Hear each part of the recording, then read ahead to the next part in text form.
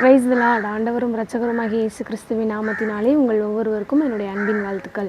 இந்த நாளிலும் இன்றைய தியானத்திற்கு சங்கீதம் 23:5, என் சத்துருக்களுக்கு முன்பாக நீர் எனக்கு ஒரு பந்தியை ஆயத்தப்படுத்தி என் தலையை எண்ணெயால் அபிஷேகம் பண்ணுகிறீர், என் பாத்திரம் நிரம்பி வழிகிறது. எனக்கு அருமையான கர்த்தருடைய பிள்ளைகளே, சங்கீதக்காரனாகிய தாவீது சொல்லுகிறார், என் சத்துருக்களுக்கு முன்பாக நீர் எனக்கு ஒரு பந்தியை ஆயத்தப்படுத்தி என் தலையை எண்ணெயினால் அபிஷேகம் பண்ணுகிறேன்னு சொல்லுகிறார்.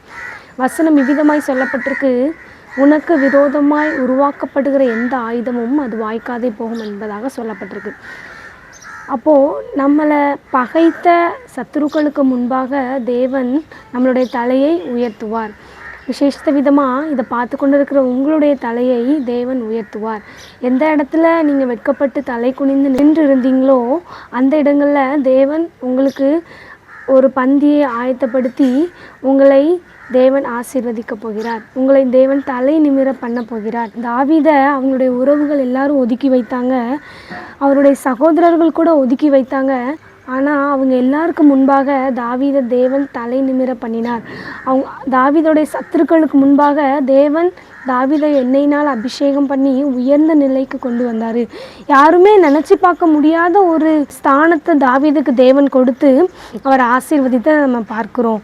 இந்த நாளிலும் அப்படியாக தான் தேவன் உங்களையும் என்னையும் ஆசீர்வதிக்க விரும்புகிறார். ஏசாயா 41வது அதிகாரத்தில் சொல்லப்பட்டிருக்கு, உன்னோடு போராடினவர்களை தேடியும் காணாதிருப்பா என்பதாக சொல்லப்பட்டிருக்கு.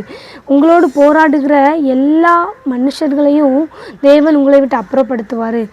உங்களுடைய கண் காணாத தூரத்திற்கு தேவன் அவர்களை கொண்டு போவார். உங்கள் மேலே எரிச்சலாக இருக்கிற எல்லாரையும் தேவன் பொருள் ஆக்குவார் என்பதாக வசனம் சொல்லப்பட்டிருக்கு.